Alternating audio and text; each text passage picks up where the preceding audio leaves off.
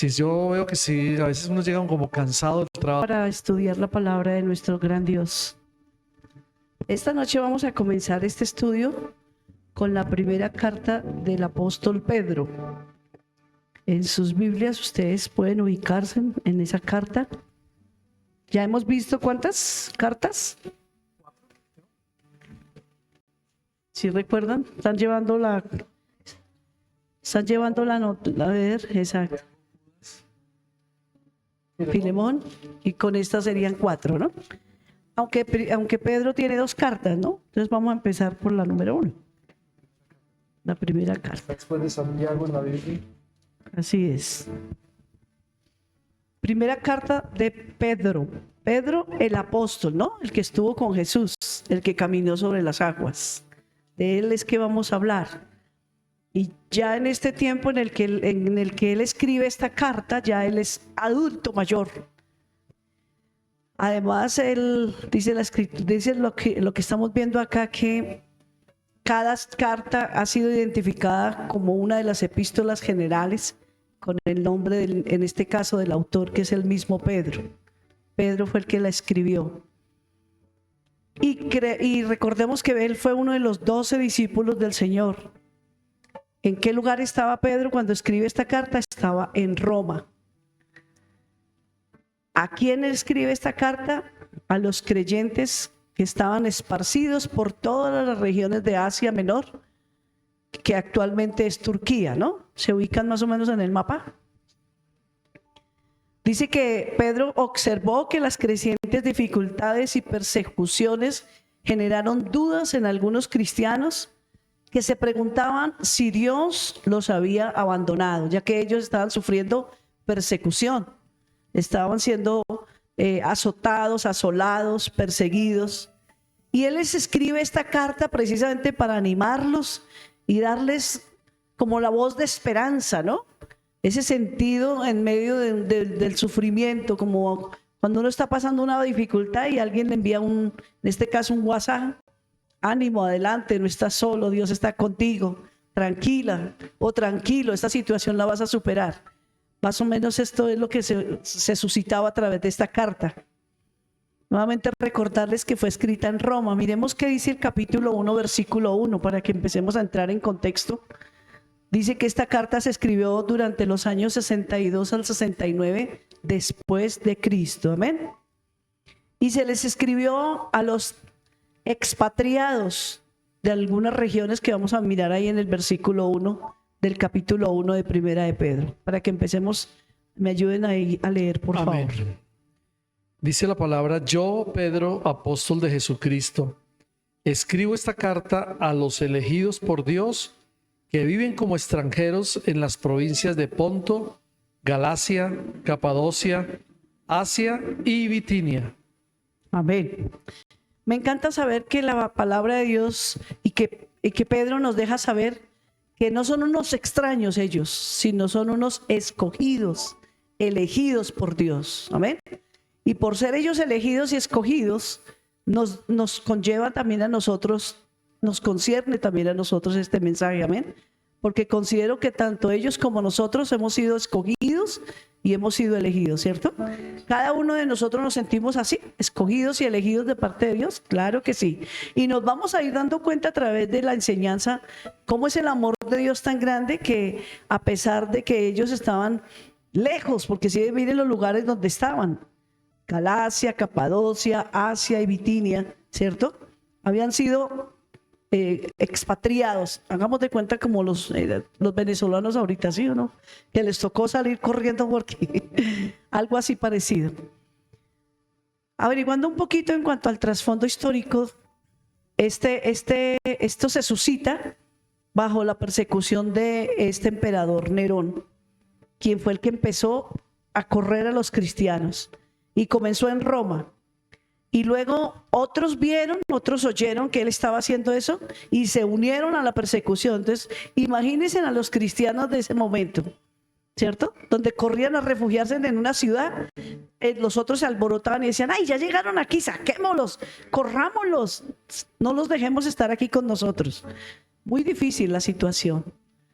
Dice la historia que ya a ese tiempo de persecución la iglesia ya tenía 35 años de existencia. O sea que ya empezaba a ser una iglesia un poco más reconocida.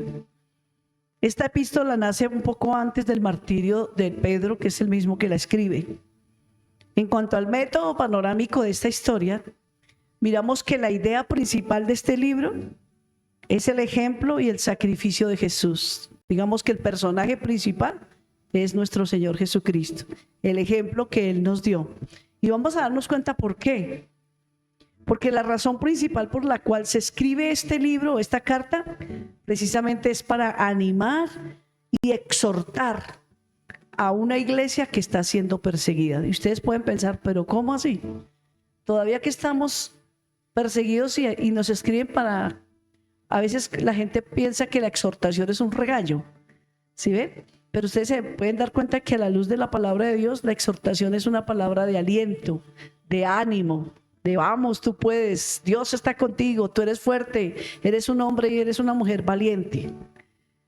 En esta epístola, la palabra que encontramos, la palabra clave que ustedes se van a dar cuenta durante todo el proceso de la carta, es que habla de pruebas, habla de padecimiento, habla de sufrimientos, pero también habla de gracia, habla de gloria, habla de salvación en Jesucristo, habla de Dios, del Espíritu Santo, habla de los elegidos, de los llamados, de los escogidos, habla de lo santo. Son como las palabras claves de las que nos describe esta carta. Pero ¿saben algo? Esta carta va dirigida mayormente a creyentes gentiles, no eran creyentes judíos, sino los que se habían convertido al cristianismo. ¿Amén? Y lo vamos a ratificar mirando los versículos del capítulo 1, versículo 14, luego miramos el 18. Alguien que me ayude con esas dos citas. Primera de Pedro capítulo 1, leer el versículo 14 y luego saltar al 18. Y otra persona liste Primera de Pedro capítulo 2 para que lea el 9 y el 10. Y otro por favor aliste Primera de Pedro capítulo 4, verso 3 y verso 4, a ver qué nos dicen estas citas. ¿Listos? Entonces, bueno, don José va a leer. Sí, señor. O sea, capítulo 1, versículo 14 y luego busca el 18 a leerlo. Y Sandrita, ¿nos puedes ayudar con capítulo 2? Lees el 9, verso 9 y verso 10. Maricel, ¿vas a leer? Bueno, entonces capítulo 4 y luego el verso 3 y 4. Y vamos a darnos cuenta, aquí lo que estoy diciendo, ¿a quién va dirigida mayormente esta carta? ¿Listos? Bueno, entonces comencemos, don José, por favor. Dice, ustedes antes de que conocieran la buena noticia acerca de Jesucristo, hacían todo lo malo que tenían, pero ahora deben obedecer a Dios en todo, como buenos hijos. Así que no hagan lo malo, sino manténganse apartados del mal, porque Dios los eligió para ser pueblo en la Biblia, en la Biblia. Dios dice, yo soy un Dios diferente a los demás, por eso ustedes deben ser diferentes a las demás naciones. Amén.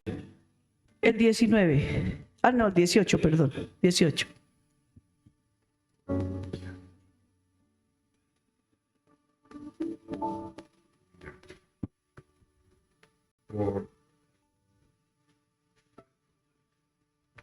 Porque Dios lo libró de ese modo de vida. Por eso, de ese modo de vida, que es poco provechoso y que ustedes aprendieron de sus antepasados. Y bien saben ustedes que para liberarlos, Dios no pagó con oro y plata, que son cosas que no duran. Amén. Hasta ahí. Muy bien. ¿Qué nos están diciendo estos versículos? Que a los que el Señor rescató eran gente como éramos nosotros, gente perdida, gente sin el Señor, gente que practicábamos quizás un estilo de vida y profesábamos una religión, pero de labios para afuera, porque la verdad nunca honrábamos esa religión a la que decíamos que pertenecíamos, ¿cierto? ¿Por qué? Porque muchas veces violábamos los mandamientos del Señor, ¿verdad? Las leyes que el Señor, aún los mismos sacramentos de los que se inventaron los sacerdotes, ¿cierto? Los violábamos, no hacíamos caso, pero nos jactábamos de que teníamos una religión para practicar que realmente no la practicábamos. Entonces el apóstol les está escribiendo a ellos, estando allá en ese momento de dolor, y les dice, mire, ustedes antes vivían una vida como desordenada, no creían realmente en Dios, tenían a Dios como un rótulo, pero no era Dios su prioridad. Practicaban una religión, pero ustedes saben que el evangelio no es una religión, el evangelio es un estilo de vida, son las buenas nuevas de salvación. ¿Sí se dan cuenta que es una gran diferencia? Entonces por eso el versículo 14 les está diciendo a él, por lo tanto, vivan como hijos obedientes de Dios, no vuelvan atrás, ¿sí ven? No vuelvan a practicar esa vida que vivían desordenada, a su vieja manera de vivir, con el fin de satisfacer sus propios deseos. ¿Por qué? Porque ustedes antes lo hacían por ignorancia, ¿sí o no? Lo hacíamos porque no sabíamos, no conocíamos la verdad, no teníamos ni idea. Y eso pasa hoy en día en el mundo, la gente nos ve a nosotros como una religión más. Y sienten ese temor. Ahora que estábamos hablando precisamente con Jairito arriba, me decía que le habló a una persona de Dios, pero le dejó claro que para ella no era importante la verdad, o sea, cambiar de religión para ella no, porque tenía un mal testimonio de ciertas personas líderes de la iglesia. Y entonces de eso la persona se pega para decir, no, a mí esa religión no me gusta. Yo prefiero seguir con lo mío, o otros porque mi papá me enseñó esto, porque mi mamá me enseñó. Y la verdad nosotros muchas veces no entendemos, el ser humano muchas veces no entiende que Dios no es una religión, ¿sí? Que el evangelio no es una secta ni es una religión. El evangelio fue lo que el Señor Jesucristo vino a predicarnos. Y si hubiera sido que Jesús hubiera querido que hubiera una división entre un grupo aquí y otro grupo allí, pues sencillo, él abre su propia sinagoga y le pone un letrero, salvación al mundo, y ya. Pero fíjese que él nunca hizo su propio lugar. Más bien él iba al lugar donde se adoraba y se exaltaba, que era el lugar público donde la gente iba, los rabinos iban, estudiaban la palabra, la sinagoga. Se entraba allí, leía, estaba con ellos, se hizo un maestro de la palabra. ¿Sí ven? Entonces, miren qué importante que nosotros aprendamos a diferenciar, porque a veces hasta el día de hoy hay muchos que dudan todavía de lo que están haciendo y de lo que están creyendo. No nos dé miedo. Nosotros somos hijos de Dios porque Dios mismo nos adoptó como sus hijos. No pertenecemos a ninguna religión, no somos de una secta. Realmente nosotros vivimos lo que la palabra de Dios dice y no somos perfectos. Estamos en un proceso para ser transformados. Entonces el apóstol aquí les está diciendo, vea, ustedes vivían así. No vuelvan atrás. Confíen en Dios y vivan ese estilo de vida que ustedes tienen que vivir para Dios. Los está animando. Hoy nos está animando a nosotros para que a pesar de la persecución, porque ellos estaban pasando un momento difícil. ¿Quién no pasó un momento difícil? Todos lo pasamos. ¿A quién no le salen muchas veces las cosas mal? A todos nos salen mal. ¿Sí ven? Y no es porque somos creyentes, es que nunca nos vamos a volver a enfermar, es que no vamos a volver a tener un problema, o es que las cosas no nos van a volver a salir mal. Todo el tiempo, mientras estemos en un mundo como este, que es una naturaleza y un mundo caído, algo va a pasar. ¿Qué es lo que nosotros tenemos que aprender a diferenciar entre cómo actuamos, cómo actúan los que realmente tienen el temor y el amor y el amor por Dios, a cómo actúan los que no son de Dios? Es la gran diferencia, ¿sí ven?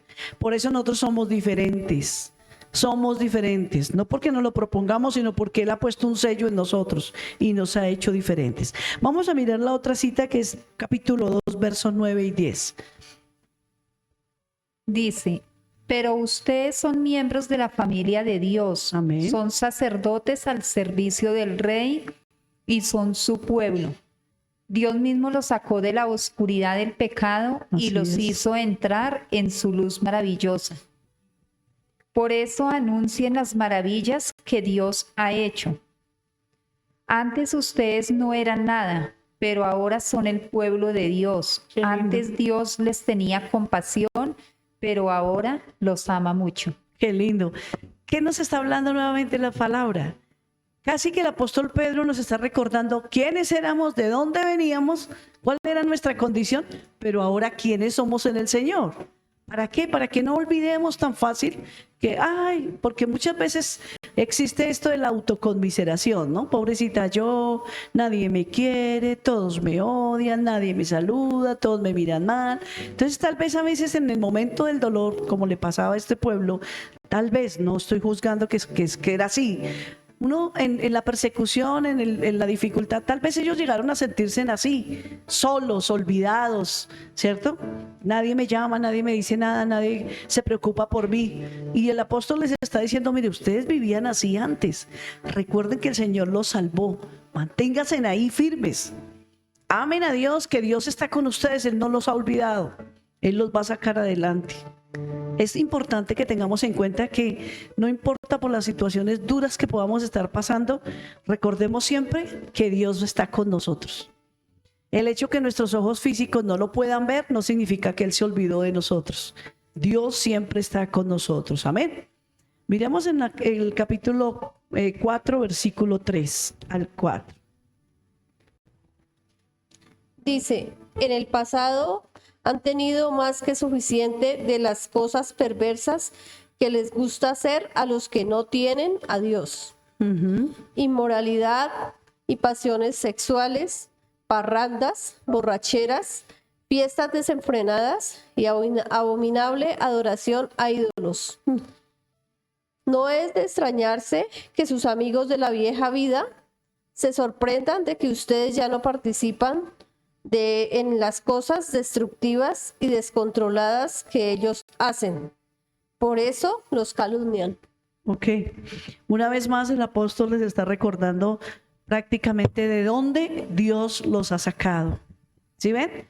Que Él les está haciendo prácticamente la lista, ¿cierto? Porque le dice inmoralidades sexuales, parrandas, borracheras, vicios, fiestas, cosas que no agradan a Dios. Abominable adoración a ídolos. ¿Y no éramos así nosotros? Igualitos, nada diferente de ellos a nosotros, ¿se dan cuenta? Adorábamos ídolos, pensábamos que eso de tal vez emborracharse, bueno, yo nunca lo hice, gracias a Dios, pero las personas que lo hicieron pensaban que eso era felicidad y que eso era pasarla chévere y que eso era bien. Pero cuando conocimos al Señor, cuando nos dimos cuenta que nuestro cuerpo es el templo del Espíritu Santo, que Él nos creó para habitar dentro de nosotros y que no le debemos poner ni cigarrillo, ni tabaco, ni cerveza, ni whisky, ni aguardiente, ni nada de esas cosas que embriagan a la persona, que la sacan del orden, porque una persona bajo el efecto del licor, de las drogas, no es coherente con lo que dice y hace, no es una persona en su cabal juicio, ¿verdad? Comete muchos errores. Acaban con la vida de la persona y la persona bajo el efecto de esas sustancias también puede hacer mucho daño y se conoce, ¿no? De que en una fiesta están ahí normalmente, aparentemente pasándola bien y de repente se levanta el enemigo y hay guerras, muertes y quién sabe más cantidades de cosas. Entonces miren de dónde el Señor nos ha rescatado y lo que Dios quiere y espera de nosotros. Y yo les hago una pregunta a ustedes. ¿Cómo se sienten mejor sus vidas desde que dejaron ese estilo de vida? ¿Les gusta más aquí este estilo de vida de que viven ahora o les gusta más el que tenían antes? Ah, el de ahora. Claro, pastora, eso ni se debe preguntar, pero yo lo pregunto, ¿sabe por qué? Porque es que a veces hay personas que a pesar de que dicen que aman al Señor, todavía sienten cierta nostalgia cuando recuerdan su pasado. Son atraídos a querer volver a hacer lo que hacían antes. Y esto me hace pensar cuando el apóstol está escribiendo esta carta, que muy seguramente, no todos por supuesto, pero algunos de esos creyentes, por su situación, dijeron, no, eso ya Dios nos abandonó. Ya no tenemos esperanza. Aquí solos en esta ciudad donde todo el mundo nos hace daño, pues también respondamos igual y volvámonos como ellos, agresivos y peleones, y hagamos nuestra vida aquí, porque ¿qué hacemos? Dios nos dejó solos. Creemos muchas veces que Dios nos abandona, pero Dios nunca nos abandona. Siempre está con nosotros. Amén. Por eso en las 5 provincias del cuadrante noroeste de Asia Menor, ¿cierto?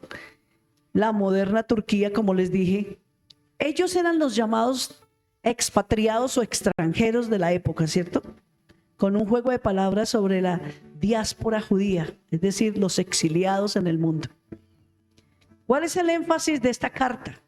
El énfasis de esta carta es el sufrimiento por la causa de la justicia. Y no debe sorprendernos a nosotros hoy en día, los creyentes, que debemos someternos al sufrimiento injusto de la manera que Cristo lo hizo. Porque es que a veces queremos un evangelio de helicóptero, ¿no? De un evangelio que no nos toque pasar el desierto, un evangelio fácil. Cristo sufrió por nosotros para librarnos del pecado. ¿Se acuerdan? El pueblo de Dios debe vivir rectamente todo el tiempo, nosotros que somos el pueblo de Dios. ¿Saben? Pero especialmente frente a la hostilidad. Nuestra esperanza para el futuro está basada en la certeza de la resurrección de Cristo. Amén.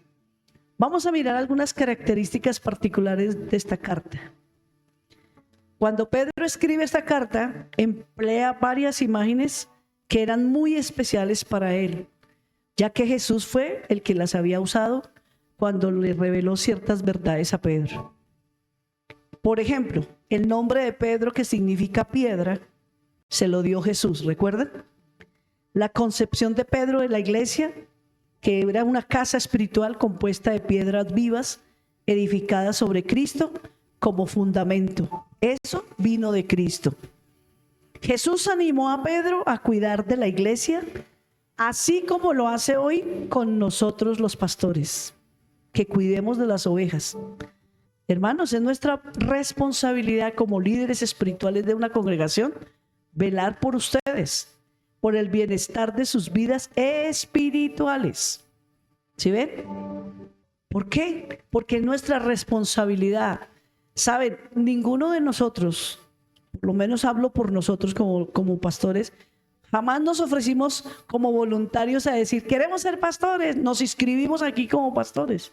Realmente esto es un llamado dado por Dios.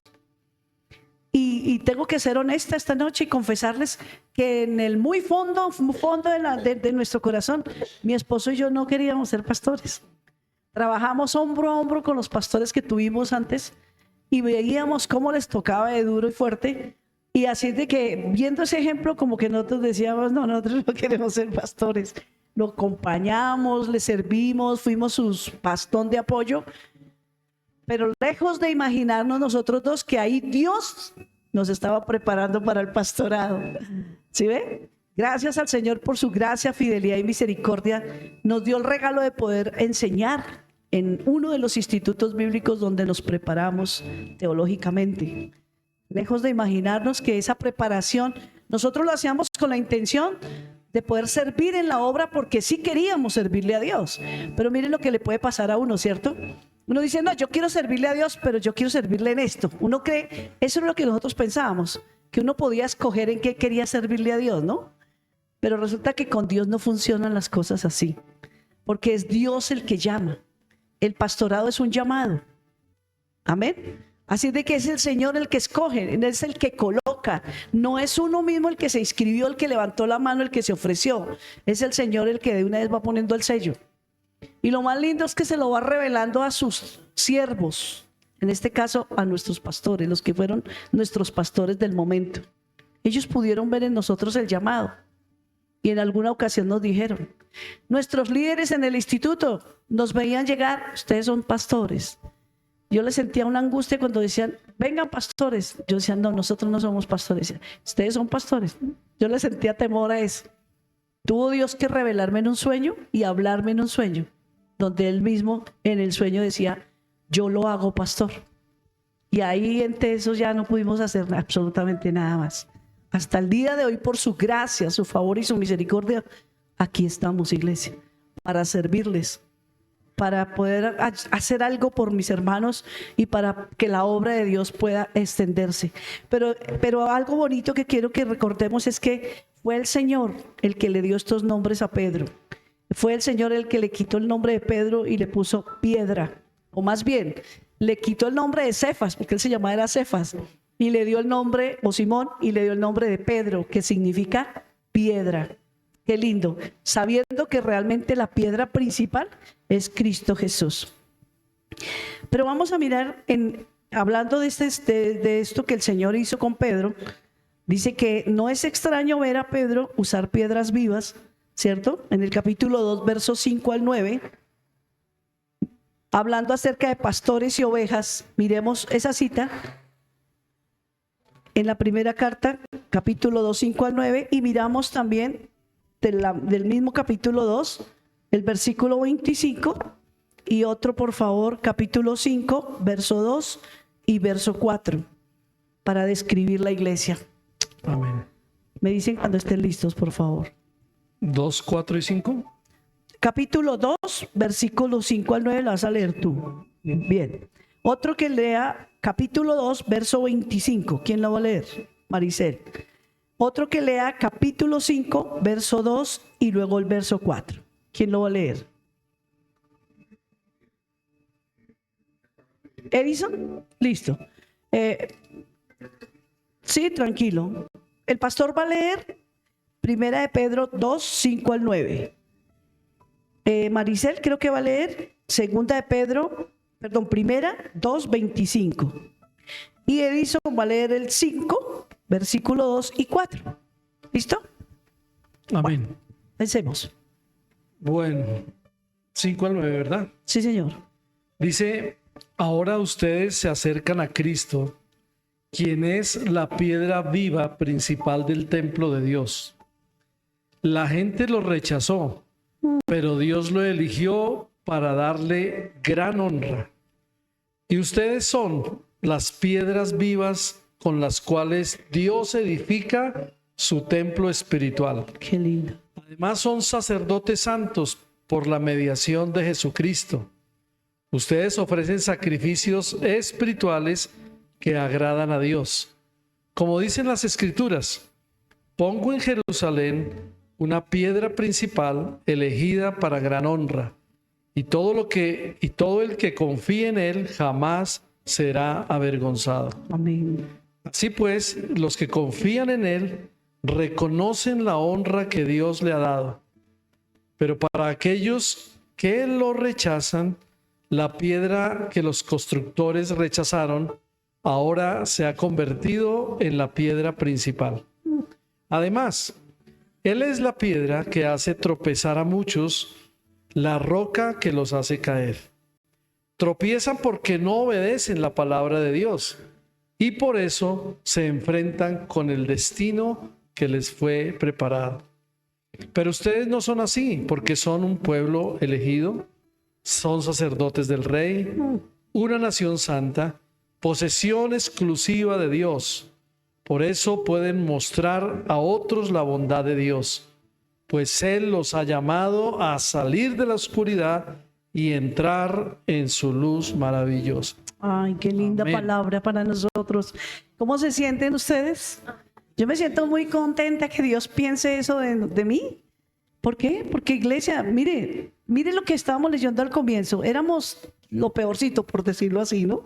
Y mire ahora en lo que nos hemos convertido, pero no por nosotros, sino porque Dios es el que ha hecho que eso sea posible en nosotros. Mire que así como Jesús le dijo a Simón que ahora se llamaría piedra y lo hizo una piedra, una roca, Él ha hecho lo mismo con nosotros. Nos está llamando piedras vivas, sabiendo que la piedra más grande es Él, por supuesto. Y no solamente nos ha dado ese privilegio de ser esas piedras vivas, sino que ahora nos llama dizque real sacerdocio.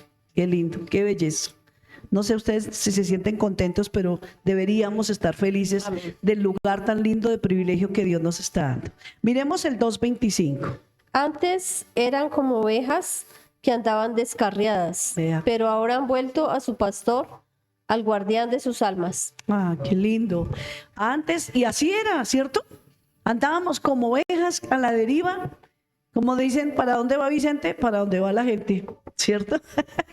Así andábamos, sin Dios y sin ley, pero ahora le pertenecemos a Él. Alguien me decía en una ocasión, usted ya no se manda solita, usted le tiene que dar cuentas a Dios. Y a mí cuando era una joven, adolescente, que fue cuando conocí al Señor, no me gustaba eso. Me daba como mal genio porque no entendía.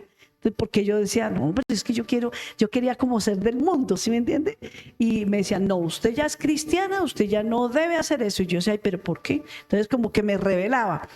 Claro, uno no entiende muchas cosas, pero después de entenderlo uno dice, no, qué privilegio tan lindo, qué honor más grande nos ha dado Dios. Sigue, Edis. En la palabra de Dios habla hoy, dice 1 Pedro 5:2, cuiden a las ovejas de Dios, que han sido puestas a su cargo. Háganlo de buena voluntad, como Dios quiere, y no forzadamente ni por ambición de dinero, sino de buena gana. Qué lindo. Y el 4 dice, así cuando aparezca el pastor principal, ustedes recibirán la corona de la gloria, una corona que jamás se marchitará. Qué lindo. Miren, si ustedes se dieron cuenta, estas 3 citas bíblicas hablan de 3 factores. El primero, las piedras vivas que somos nosotros, ¿sí o no? El segundo habla de las ovejas, que somos también nosotros, referente al gran pastor que es Jesús. Pero el tercero, el mensaje va directo a los pastores. ¿Por qué? Porque dice que nosotros como pastores hemos sido puestos por Dios para cuidar la grey. En la Reina Valera dice que no nos enseñoreemos del rebaño, ¿sí ve? Y que no lo hagamos como hay algunos que están en el ministerio por negocio, por plata, ¿sí ve? Como se ve hoy en día, triste y desafortunadamente, sin tener que señalar absolutamente a nadie, Dios juzga eso, pero sí se ve eso. ¿Sí ve? Sí se ve eso, que se llega al ministerio por intereses personales, y esto es lo que la palabra de Dios nos enseña, que no se debe hacer así. ¿Por qué? Porque es buscando la oportunidad de ver quién de la congregación tiene dinero, tiene plata, tiene bienes para llegarle, para caerle, ¿cierto? Y aprovecharse de las ovejitas. Eso no es lo que el Señor ha llamado a que nosotros los pastores hagamos. Nos ha llamado, como lo estábamos leyendo antes, a cuidar de la grey de Dios.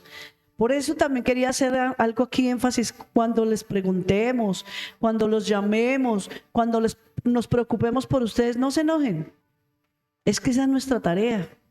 Es que eso es lo que el Señor nos mandó a hacer. ¿Sí ven? Nos toca hacerlo. Además nos debe gustar hacerlo, porque donde también no nos guste hacerlo, el Señor dice, pero los puse a cuidar. Piensen en un pastor que está cuidando un rebaño de ovejas, que nunca va a sacarlas a pastar, que nunca va a llevarles agüita, que nunca les quita, las trasquila, que nunca las mira las ovejitas, abandonadas completamente. ¿Será que ese es un buen pastor? Ese no es un buen pastor. Ese es lo que dice la Escritura, un asalariado que solamente está buscando la oportunidad de lucrarse, como dice. Pero un buen pastor está pendiente de las ovejitas, de mirar que, ay, ya están muy gordas, hay que trasquilarlas, ¿cierto?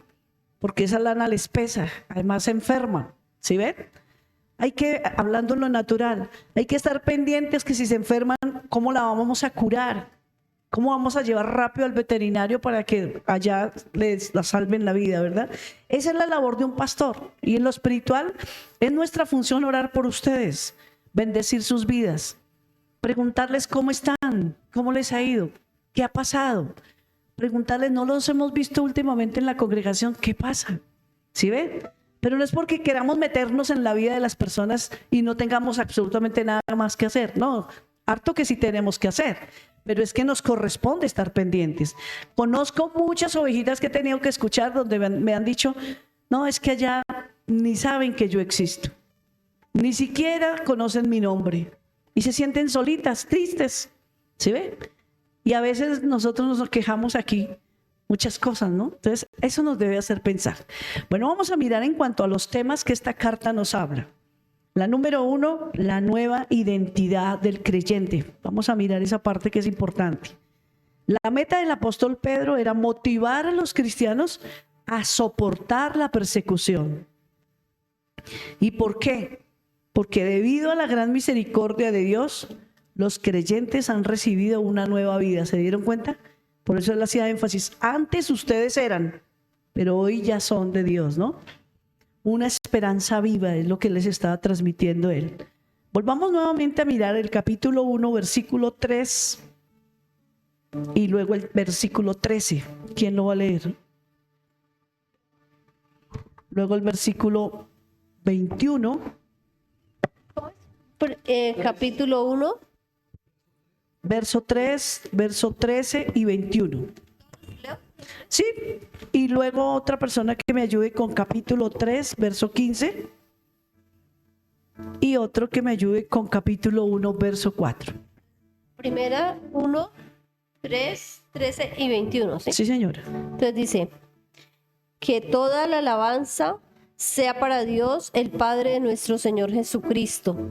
Es por su gran misericordia que hemos nacido de nuevo, porque Dios levantó a Jesucristo de los muertos. Ahora vivimos con gran expectación.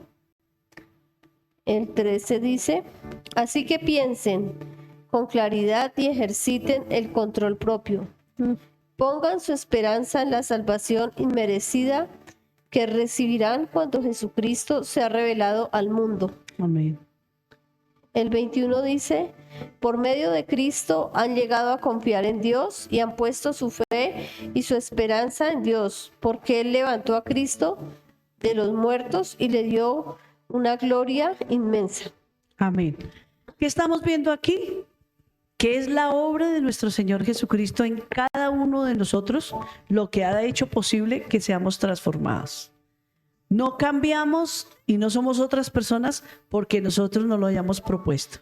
Es por la gracia y la misericordia de Dios que Él ha venido haciendo en nosotros un cambio completamente. Y lo sigue haciendo, porque ese es otro grave error, creer que porque las personas venimos a la iglesia ya somos perfectos, no cometemos un error, ya no nos equivocamos, ya no pecamos, y eso es error, grave error. Y mucha gente que está afuera dice, pero ustedes los que van a la iglesia, ustedes no han cambiado nada, ustedes siguen siendo esto. Pues sí, porque estamos en un proceso. Sí, claro que estamos en un proceso. Por supuesto, ya no nos encuentran en la discoteca, ya no nos ven fumando, ya no nos ven haciendo cosas terribles, pero todavía seguimos en este foro donde todavía nos equivocamos. Somos tentados a veces a decir mentiras, ¿cierto? Todavía luchamos con todas estas cosas, pero el mérito aquí, lo que el apóstol está diciendo es que es Jesucristo. Si se dieron cuenta, es Jesucristo el que ha sido capaz de hacer una transformación en nosotros.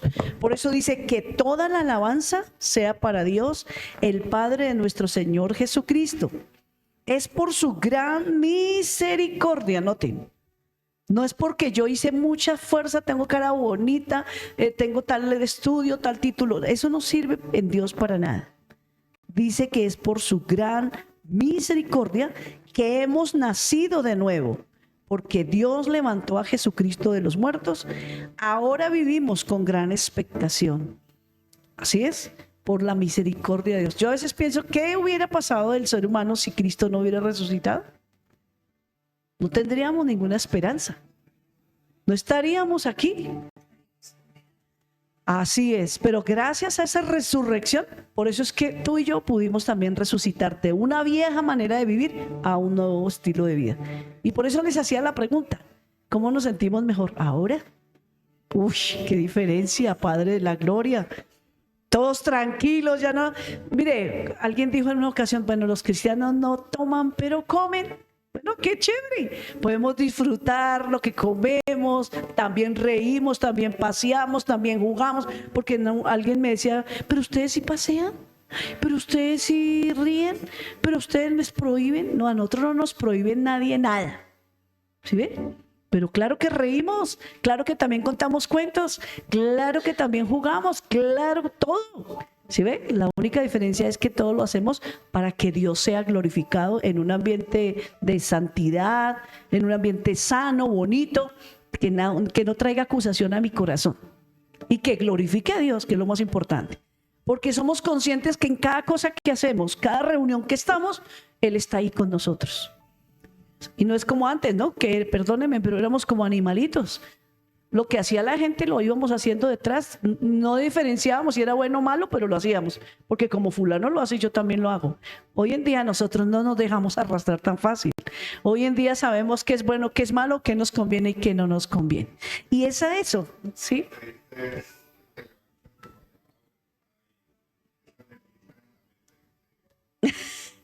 No las puede disfrutar porque está exactamente. Y haciéndonos daño al cuerpo. Exactamente.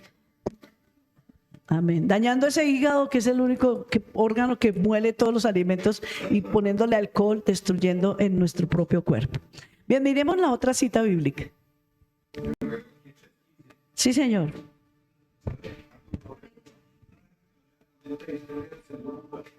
Dice el versículo 15, honren a Cristo como Señor y estén siempre dispuestos a explicarle a la gente por qué ustedes confían en Cristo y en sus promesas. Ah, qué linda palabra. Así es. Honren a Cristo y estén dispuestos a explicarle a la gente por qué ustedes confían en sus promesas.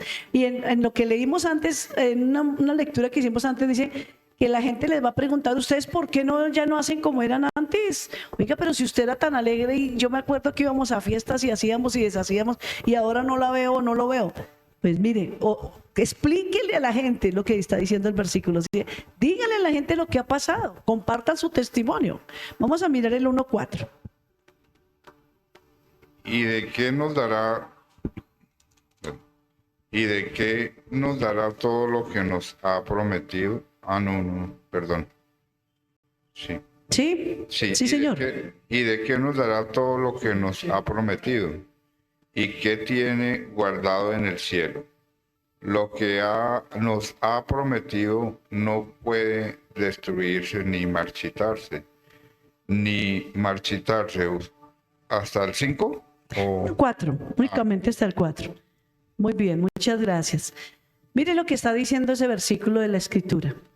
Después de haber leído el 3, que toda la alabanza, ¿cierto? Y que toda la gloria era para Jesucristo, dice, y tenemos una herencia que no tiene, ¿qué? Precio.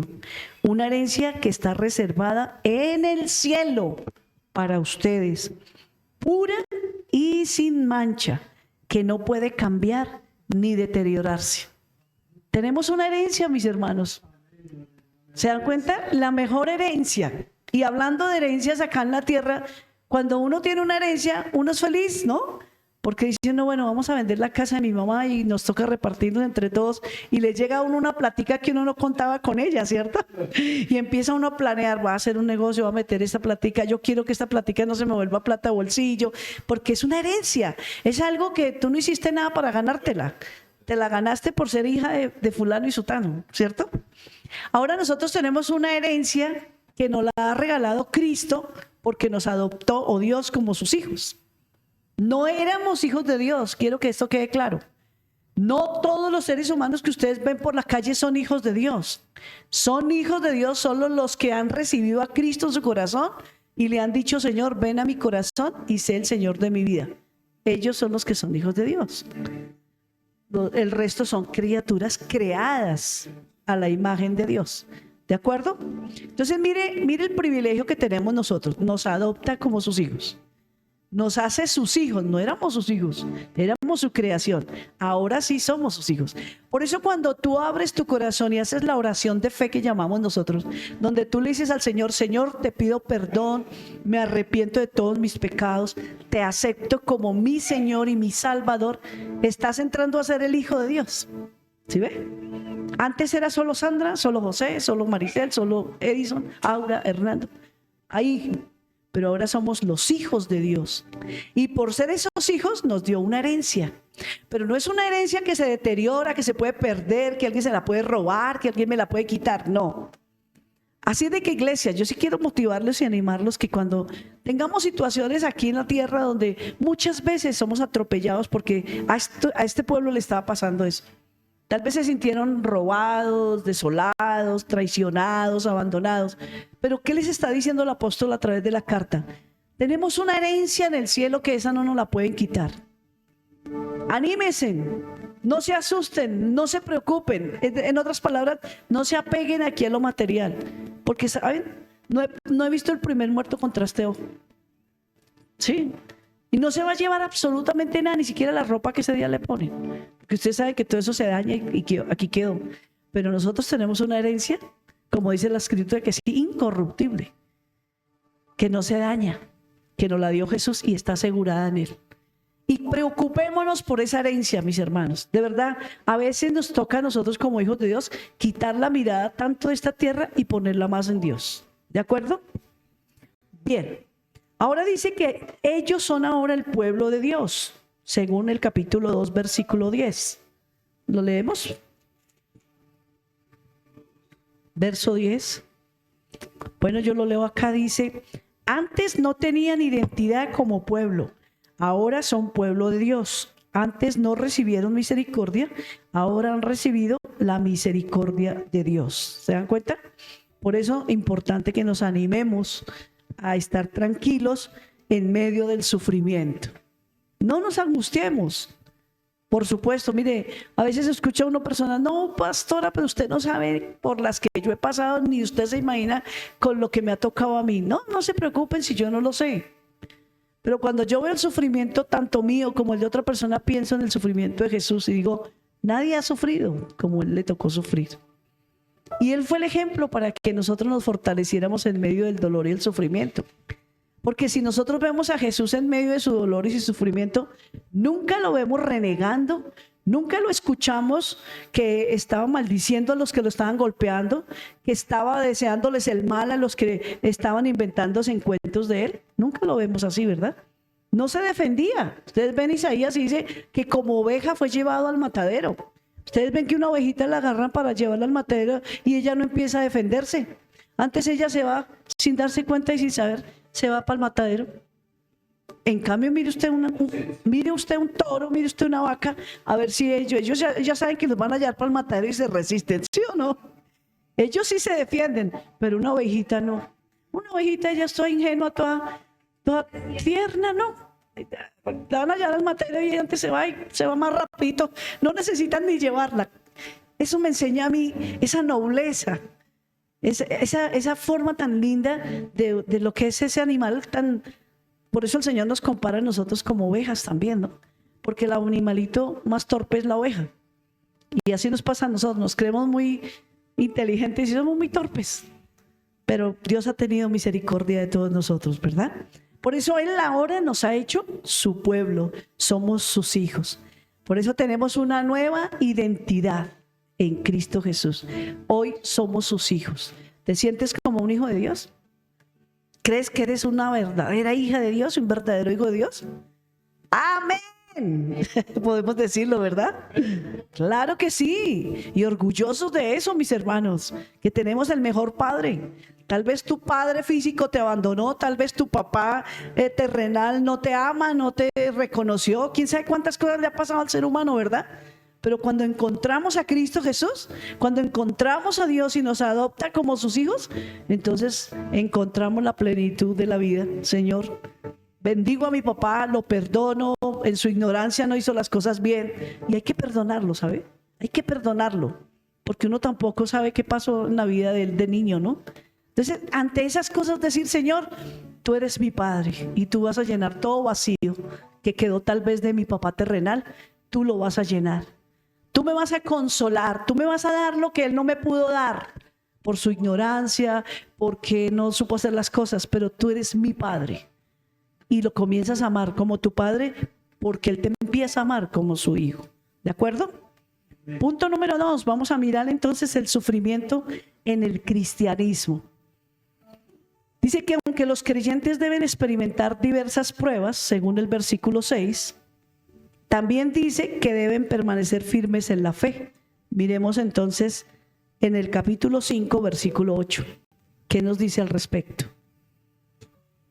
Con respecto a las diversas pruebas, 1 Pedro 1:6. Pero con respecto a permanecer firmes en la fe, miremos el capítulo 5, versículo 8. Sí, hay que leer el 6, verso 1:6. ¿Qué dice? Sí, señor. Dice, así que alégrense de verdad. Les espera una alegría inmensa, aunque tienen que soportar muchas pruebas por un tiempo breve. Amén. Alguien dijo que la vida cristiana no es fácil y es verdad, pero nada es fácil, nada es fácil. Pero la gran ventaja que tenemos los cristianos, hijos de Dios, es que aunque tengamos momentos duros y difíciles, tenemos un consolador. Tenemos en quién apoyarnos, tenemos en quién creer y en quién refugiarnos, ¿sí o no? A diferencia de los que no reconocen a Dios como su Señor, este tipo de personas lo que hacen es suicidarse a causa de su problema, ¿sí o no? Pensar en la muerte, pensar en tantas cosas que no les van a resolver el problema, sino que se lo van a agrandar peor. Porque la misma palabra de Dios dice que los que se quitan la vida no se salvan, no van a ir al cielo. ¿A dónde van a ir? Al infierno, porque hay dos lugares únicamente donde el ser humano va a ir a pasar su eternidad. O va a ir al cielo o va a ir al infierno. No hay términos medios. Los términos medios se los han inventado los hombres para engañar a los otros seres humanos y hacerles creer que como van bien, que sigan, que así no pasa nada. Pero un día se van a enfrentar con la realidad y la verdad de lo que la Biblia dice, y la Biblia no habla sino de cielo o de infierno. O se van al cielo o se van al infierno. No hay término medio. Por eso la palabra de Dios nos está dejando ver claro y es abierta para enseñarnos, para que un día cuando estemos frente al trono de Dios no digamos, Señor, yo no lo sabía, nadie me lo dijo, porque esta noche lo estás escuchando. ¿De acuerdo? Vamos a mirar la otra cita, por favor.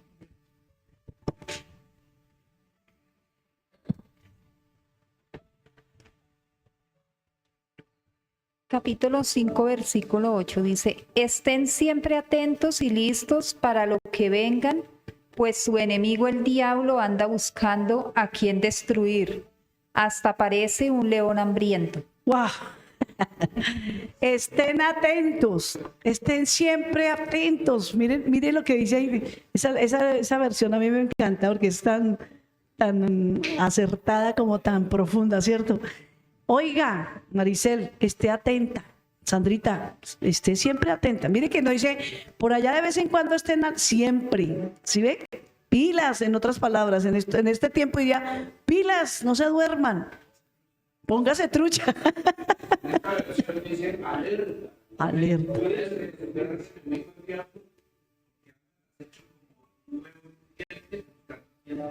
Así es, buscando a quien devorar.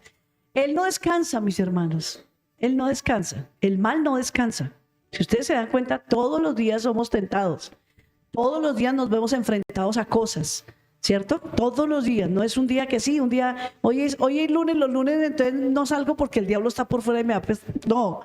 Cualquier momento, en cualquier circunstancia, usted se levanta. Por eso es que les aconsejamos siempre, no salgan sin orar.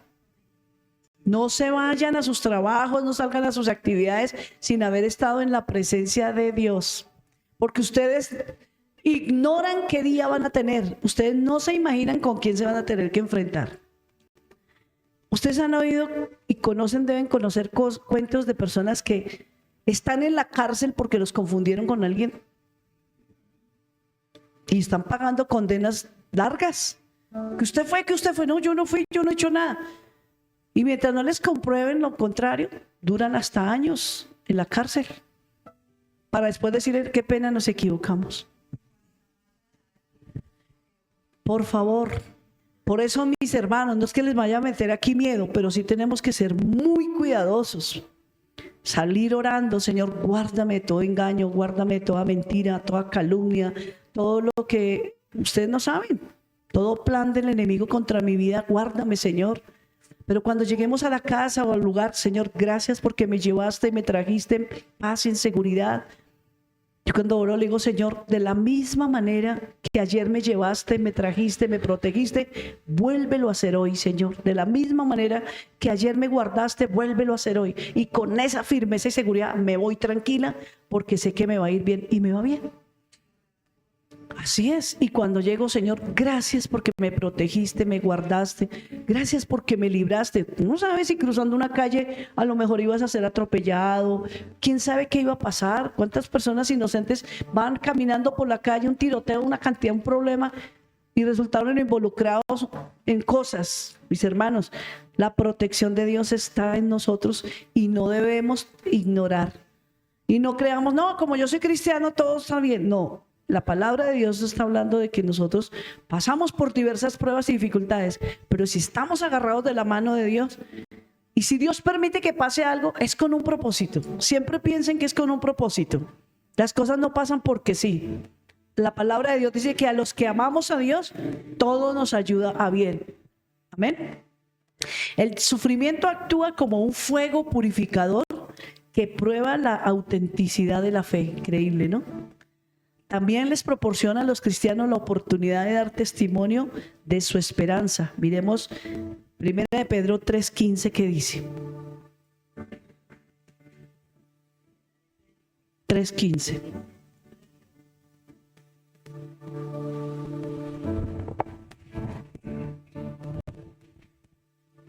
¿Sí?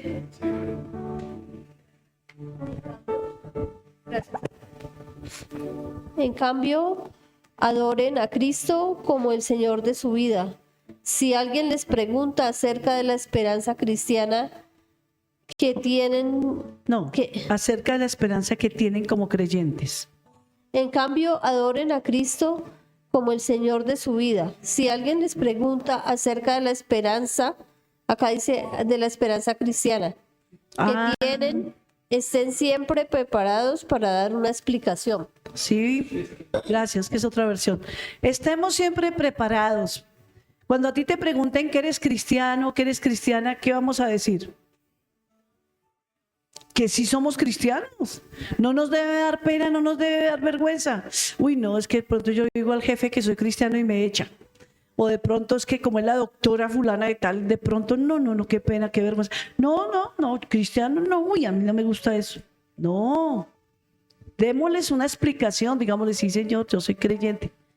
Y ni siquiera esperemos que nos digan si somos cristianos. Qué honor poder decir, es que yo soy creyente del Evangelio. Yo amo a Dios. Que la gente no se cambia en bendición, porque dicen, no, respetemos, no le gusta esto, le gusta la grosería. Sí. Eso. Y eso es bonito, somos como los que ponemos, sin irlo a imponer, pero ponemos como que firmamos un precedente, como dice el pastor, de que ahí se debe respetar ese lugar o a esa persona, ¿cierto? Porque es un cristiano, es un creyente. Cuando yo doy testimonio de mi fe, ¿cierto? No solo con mis palabras, sino con mi comportamiento, porque es que muchas veces no se dice abiertamente soy creyente porque no hemos dado un buen testimonio, y es ahí donde eso también nos lleva, no, yo qué voy a decir si ayer llegué en Guayabada o en Guayabao, y ahorita voy a decir que iba a decir cristiano, y dice, no, usted no dice que es cristiano y usted está en Guayabada o está en Guayabao, ¿sí o no? Entonces cuando yo no estoy dando un buen testimonio es cuando tiendo a hacerme el disimulado o la disimulada. No, nosotros tenemos que entender y tener claro quién nos ha salvado a nosotros. Y yo sí les digo esta noche a ustedes, mis hermanos, los bendigo y los felicito porque son fieles a Dios y al lugar. Pero siempre tengan claro esto, ustedes y yo nos debemos a Él, no a los siervos que Dios puso en el lugar. Aquí estamos nosotros como esos vigilantes que hacen guardia y que prestan un servicio para cuidar la grey, que no se roben nada y que no se los vengan a robar a ustedes. Pero el Salvador, el Señor, el que dio su vida, el que se sacrificó, el que murió por ustedes es el Señor Jesucristo, no nos fuimos nosotros. Entonces no pretendamos tratar de agradar al pastor o a los hermanos porque hay que aparentar ahí delante de ellos que no nos engañemos, porque Dios conoce mi vida, Él me ve salir de aquí, me ve para donde yo voy, a donde entro, qué hago, qué no hago, qué digo y qué no digo, y Él conoce hasta mi más íntimo pensamiento. Sabe qué estoy pensando y qué voy a pensar mañana a esta hora. Él ya lo sabe todo. Por eso el Señor dice, no os engañéis, Dios no puede ser burlado. Todo lo que el hombre siembre, eso va a cosechar. ¿Sí ven? Entonces, no, tranquilos, relajados en el Señor, sabiendo que le debemos a Él es nuestra vida y que a Él es el que le debemos obediencia, ¿cierto? Obediencia a nuestro gran Dios. Bueno, ¿cuánto tiempo me queda, pastor? ¿Ya? Bueno, entonces vamos a dejar hasta ahí. Voy a marcar acá porque la verdad no queremos correr, no queremos sí, correr, que todo pues por quedar ahí bien. No, señora. Sí, claro. Sí. Ok, entonces quedamos en la cita de... Ah, perfecto. Entonces voy a colocarle una aquí. Hasta aquí. Sí, señor. Exacto, segundo punto. Perfecto. Aunque me queda un renglón, deberíamos terminarlo. Dice, cuando sufren injustamente deben seguir el ejemplo de Cristo. ¿Qué dice 1 Pedro 2:21? Y terminamos ahí.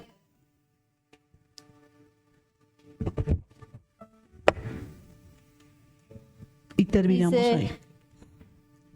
Pues Dios lo llamó a hacer lo bueno, aunque eso signifique que tengan que sufrir tal como Cristo sufrió. Amén. Porque por ustedes, Él es su ejemplo y deben seguir sus pasos. Qué lindo. Mire el ejemplo que tenemos. ¿Sí ven? Vean, no lo hemos leído, pero ya lo estaba mencionando prácticamente. Es a Él al que tenemos que seguir. El ejemplo de Jesús. Sufrió por hacer lo bueno, porque Él no fue porque fue tramposo, mentiroso, que se robó unos impuestos, que no quiso pagarlo. No, pero sufrió por decir la verdad. ¿Cierto? Entonces, si Él sufrió, aguantó el sufrimiento, pues ¿por qué nosotros que sí somos mentirosos, que a veces cometemos nuestros errores, ¿cierto? Como decimos acá, la embarramos y tenemos que sufrir las consecuencias, pues con más veras, mis hermanos. Si Él que hizo lo bueno sufrió, ¿cuánto más nosotros que todavía hacemos cositas por ahí indebidas, nos toca aguantarnos, ¿sí o no? Pero hay algo muy bonito que es saber que si sufrimos por hacer el bien, somos bienaventurados, somos felices. ¿De acuerdo? Porque ¿qué mérito tiene si nos tienen que castigar por hacer lo malo, dice la palabra? Pues estamos recibiendo un justo castigo por hacer lo malo. Pero si por hacer lo bueno somos calumniados, somos vituperados, ¿cierto? Entonces, sintámonos felices. A veces nos acongojamos y nos entristecemos y nos deprimimos. ¿Pero por qué? Me parece injusto que digan esto de mí, que me hagan esto. No se te olvide que ya habíamos sido alertados de que eso iba a pasar. Pero si sufrimos con una esperanza de saber que Dios está viendo y está oyendo, la recompensa viene de Él. Y Él pelea por nosotros, no se nos olvide. Él pelea por nosotros y Él nos va a levantar. Vamos a colocarnos sobre nuestros pies y vamos a darle gracias al Señor por este tiempo tan lindo que nos ha permitido aprender de su palabra. Amén. ¿Estamos aprendiendo, iglesia? Mire qué importante esto que el Señor nos guió a hacer. ¿Por qué? Porque es que sabe que a veces leemos la Biblia y como que la leemos tan volando que no nos detenemos a aprender esto. ¿Sí ve? Y es importante. Ya cuando ustedes vuelvan a leer Primera de Pedro, ya se van a entender un poquito más el texto. Y yo sí se los voy a recomendar. Es una carta que no tiene sino solo 5 capítulos. Y eso se lee en menos de 10 minutos. Léanla. Léanla, por favor. No se vengan sin leerla. Estudien en la casa. Traten de ir mirando con anticipación y verán cómo Dios nos va edificando. Señor, en esta noche te damos muchas gracias por tu palabra que es tan linda, Señor. Gracias porque si permitiste que quedara escrita es precisamente para que nosotros en este tiempo, Señor, la valoráramos, recordáramos que fuiste tú, Señor, el que nos escogiste, que eres tú el que diste tu vida por nosotros, que en otro tiempo no éramos discípulos, no éramos hijos, hoy somos tus hijos, hoy nos has dado lugares de privilegio, lugares de honor, nos has llamado un real sacerdocio, una nación santa. Señor, qué privilegio poder decir que somos tus hijos, Señor, que hemos sido salvos por tu mano poderosa, Señor. Gracias porque hoy me estás hablando a mi corazón para que cuando pase por algún sufrimiento no me escandalice, no me parezca lo peor, sino recuerde que tú ya me me habías advertido, Señor, que aún a través del sufrimiento, Señor, te voy a conocer a ti, porque voy a ver cómo tú actúas, cómo tú haces las cosas a mi favor. Por eso te doy gracias por esta carta, Señor, y que en este tiempo mi corazón abrace tu palabra, Señor, para que yo pueda crecer y enseñar a otros también a que te amen, Señor, no por lo que haces por ellos, sino por lo que tú eres en ellos, Señor. Muchas gracias te doy esta noche. Bendigo a mis hermanos, bendigo la iglesia, bendigo los que han de escuchar esta enseñanza para que ellos también sean edificados, sean consolados, sean fortalecidos y sean animados en su fe, Señor, en ti. Te damos gracias esta noche en el nombre del Padre, del Hijo y del Espíritu Santo. Amén. Amén. Dios les bendiga, mis hermanos. Nos vemos el viernes. Aprende a ver la palabra de otra forma, ¿sí? No es como cuando alguien se paraba y dice, vamos a leer el Evangelio según San Juan, y se van. Y uno queda, pero ¿cómo así que el Evangelio según San qué? Y no entiende. Pero aquí cuando explicamos la palabra, yo creo que hemos aprendido hoy, ¿o no? Yo aprendí muchas cosas bonitas, aunque yo ya me había leído todo el libro. Y yo soy el que les doy la pauta a ustedes como pastor para que hagan la enseñanza. Y a mí me toca leerlo, porque yo no voy a decir, se lo voy a dar a alguien para que lo predique, como en el caso de Jairo o de la pastora, o el mismo mío que yo también preparo, y no lo lea o no haga, ¿sí me entienden? No haga nada, porque no aprendería. Y la idea es que tanto la persona que se para aquí a predicar, a darlo, aprenda, como ustedes también. Mire, yo siempre le he dicho al Espíritu Santo, cuando yo me paro aquí, yo no soy. Espíritu Santo, tú enséñale al pueblo. Porque tú le enseñas a ellos y me enseñas a mí que estoy aquí parado. Y algo que estamos hablando de 1 de Pedro, y es verdad, mire que cuando uno es creyente y sienta el precedente, yo me acuerdo cuando yo trabajé en un almacén de ropa, yo era un vendedor, me hice vendedor ahí, no entré de vendedor de una vez, pero cuando me hice vendedor de uno de los almacenes en esa época muy prestigiosos de la época, mis compañeros que eran otros vendedores eran borrachos. Solo esperaban el fin de semana para salir y vámonos a la fiesta, vámonos a jugar bolos y a tomar cerveza, vamos a hacer esto. Y todos hacían un corrillito los viernes o los sábados en la tarde para ver cómo hacían el plan. Y me miraban y me dicen, no, pero con él no, porque él es cristiano. No digamos groserías delante, no lo invitemos. Y yo no me ponía triste, ay, no me invitan, qué pesar. No, yo era feliz porque al otro día me iba para la iglesia, o ese mismo viernes, o el jueves, o el martes, que eran los cultos. Salía del trabajo y me iba directo a la iglesia, así llegara tarde. Sí, pero no me perdía, así fuera el amén. Pero yo sabía que ahí estaba la bendición. Claro, y al otro día llegaba, yo los veía todos, ya vengo, voy a ir a tomarme una soda con un Alka-Seltzer, todos llenos de dolores de cabeza. Entonces yo aprovechaba, ellos se iban y yo vendía. Entonces me volví un buen vendedor y les ganaba en ventas. ¿Por qué? Porque es verdad, cada uno de nosotros somos una piedra viva donde están los muertos. Amén, vamos a adorar a nuestro Dios. Dios los bendiga a todos. Qué bueno que cuando escuchen y vuelvan a estudiar esta palabra, Dios les va a seguir hablando. Bendiciones a todos en esta noche, a los que nos van a ver a través de esta enseñanza. Dios los bendiga.